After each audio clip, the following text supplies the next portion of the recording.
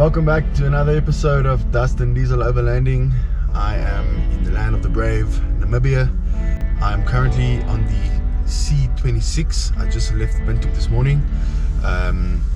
As I left my family members, I had my first stop and my tire, for the first time in 8 years, had a puncture. So the trip is not starting very good.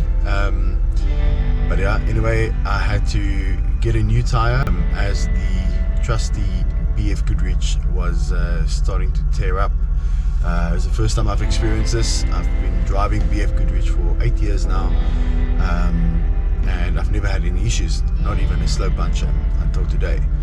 So I am a bit concerned as why it happened, and it was actually tearing on the inside of the tire. So yeah, anyway, fingers crossed. We hope that the Namibian roads don't take another one. Anyway, I've got two on the back and that should last.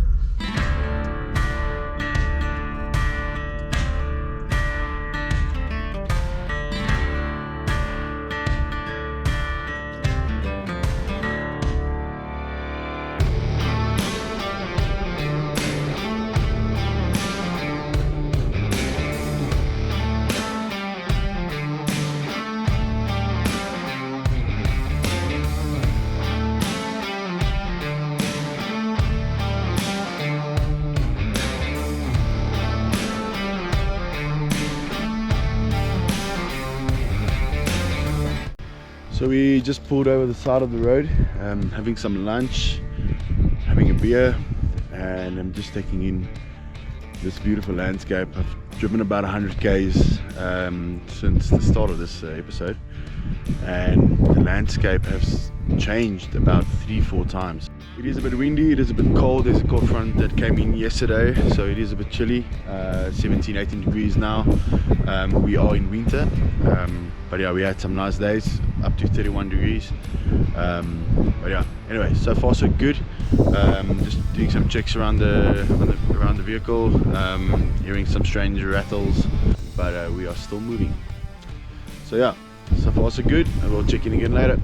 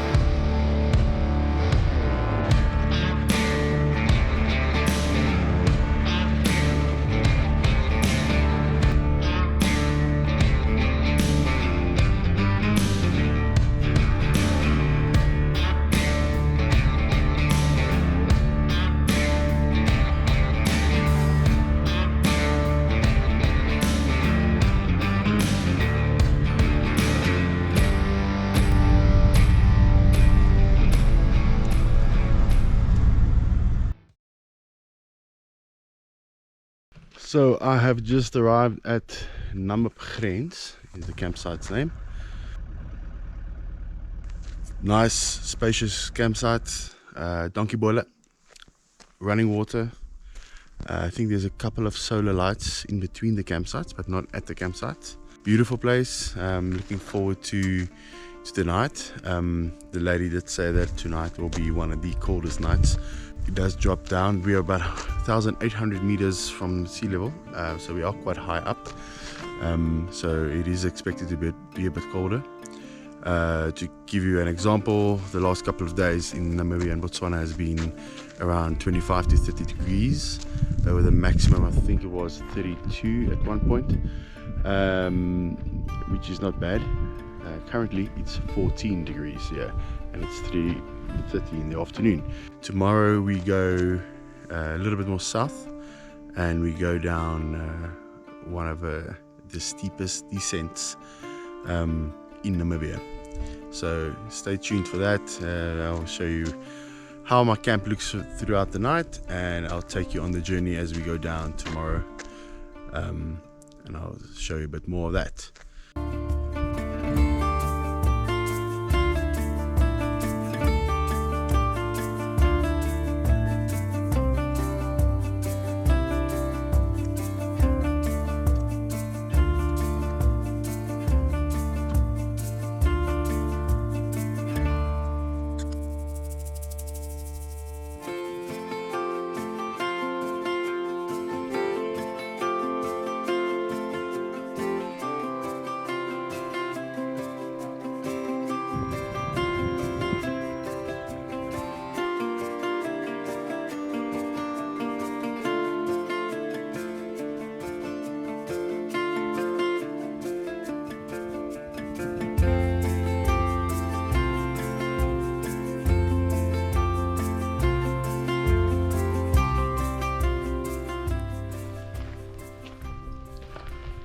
So just to give you an idea of how the campsites look here, so you've got your water tap, 2 points, one for washing dishes, and you got your little boma, very nice. Maybe the fireplace can be slightly bigger, but it is nice. And then here you've got a sheltered area where you can, I would say, at least 4 or maybe even 6 2-man to 4-man tents with your dustbin. Then you go up here, and this is your shower with a donkey.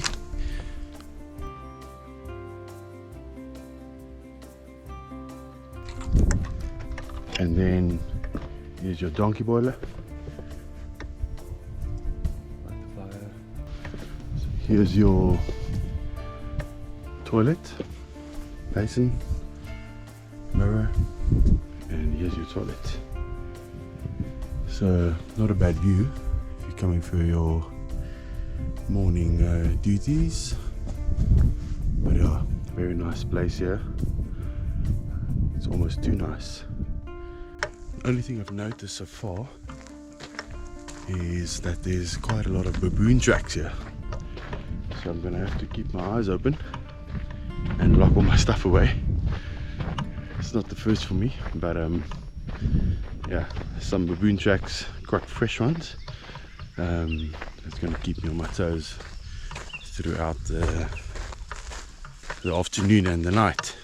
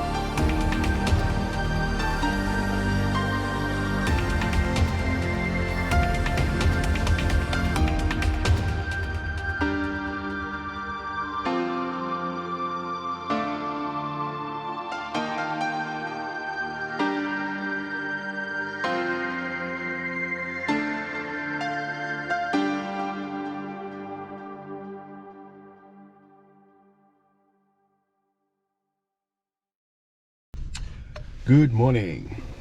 So this morning packed up camp, It was a cold night. I can tell you it was a cold night. I don't think it was as cold as it was in the Kgalagadi when we started this trip. But yeah, cold, definitely below 0. And this morning with the wind chill, yeah, I can tell you it was very cold.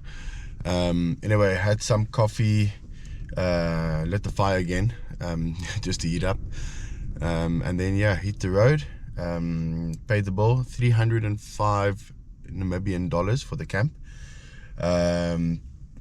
Probably, yeah, you can find cheaper, but loads of space, hot water. Even this morning the water was still hot from the donkey.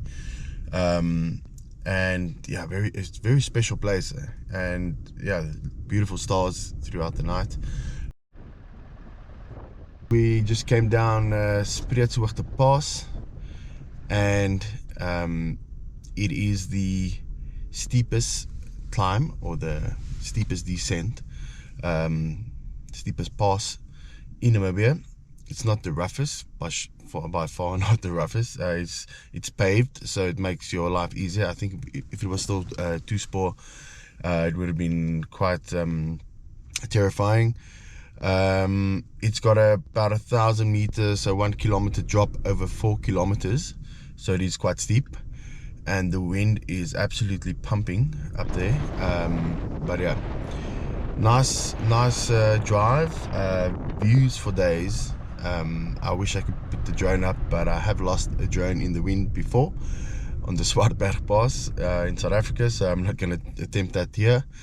But yeah, the pass is basically connecting the Namib desert with the Khomas highland. So yeah, I think from here on out it should be a little bit more flat. We are at the foot of the pass, as you can see behind me through the window here. The Spreetshoogte pass, and we are heading south to Solitaire for some apple pie, and then Sesrim to pay my park fees, and then we see where we end up.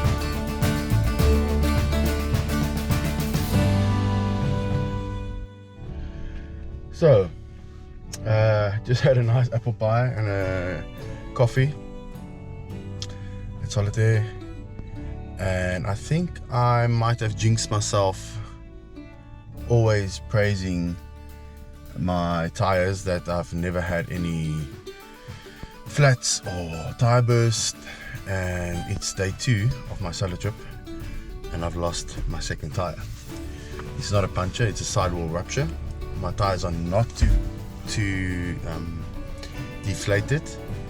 I don't know. It's just I think it's just bad luck.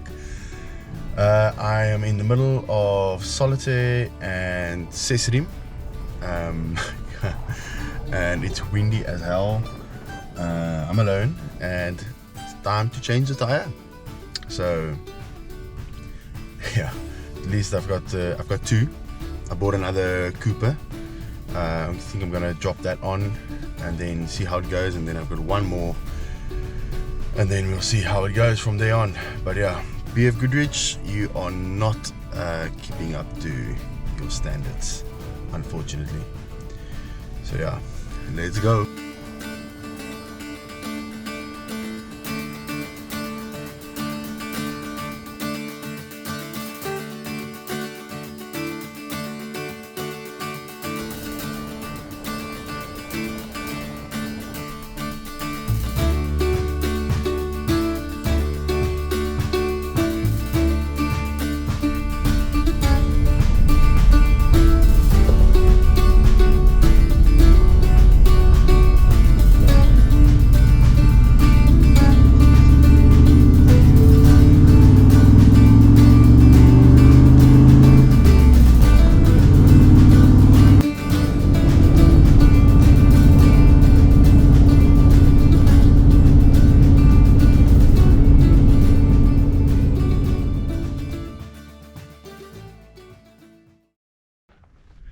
What might have seemed like only maybe a minute on the video has actually taken me about 4 hours. Long story short, I went all the way down to Spreetshoogte to get my pass for tomorrow, for the next campsite. That's about 200 k's from here, but I had to come down to Spreetshoogte and Spreetshoogte to get that pass. Otherwise, the next option would have been Swakopmund. So, looking for campsites in the area, couldn't find anything. All was fully booked. NWR, which is like sandparks back in South Africa, offered me a campsite next to the street, literally in the parking lot, for 610 Rand or $610. And I didn't feel like camping in the parking lot, and then I decided to drive back to Solitaire side, and then I remembered that we are Gondwana members. Pulled into Gondwana, and this is the campsite. Flies everywhere, as you can see. I'm waving them off. Basically, there's huge ablution blocks, 3 of them, enough for, I would say, maybe 4 or 5 campsites. You can camp where you like, just don't camp where there's no braai. So there's only one braai, and I'm a double book because I didn't book my place in advance. So I'm basically in an overflow campsite. Anyway, I got permission, and now I'm camping, which seems to be an old river, or a dried up river actually. But knowing that it's not a rainy season and it's been dry for so long, I feel quite safe camping in the river or in the riverbed. But yeah, anyway, we arrived, flies everywhere, campsite cheap, cheapish for me. I think NWR that charged $610 or 610 Rand to camp in the street is absolutely ridiculous. But that being said, I am very happy for Namibia that the tourism is so busy, especially after COVID. So that's a good thing. Anyway, so we are here. I'm gonna pop the tent, get ready, get some wood down, and definitely enjoy a cold beer. And then yeah, hopefully nothing strange going on in the campsite. A couple of jackal around, oryx, but yeah, that's it. So yeah, let's see how the camp goes, how the night goes, and then I'll check in later again, if not in the morning.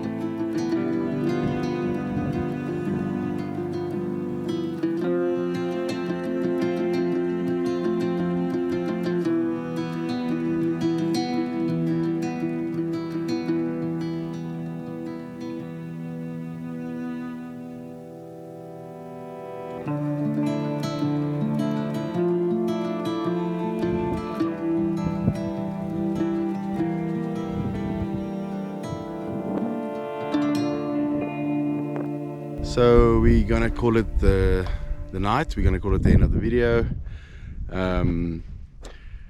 Thanks for watching. It has been quite an eventful trip this past 2 days. But yeah, thanks for watching, and don't forget to like and subscribe. It just helps to motivate me to continue to share our adventures with you. In the next episode, I continue to go up north to a very remote campsite. Very excited. And then a little bit more further north, and then I'll share that with you. So don't forget to subscribe, and then you can even hit the little bell notification, and then you will be notified when the next video is on. Anyway, thanks for watching, and I'll see you on the next adventure. Cheers.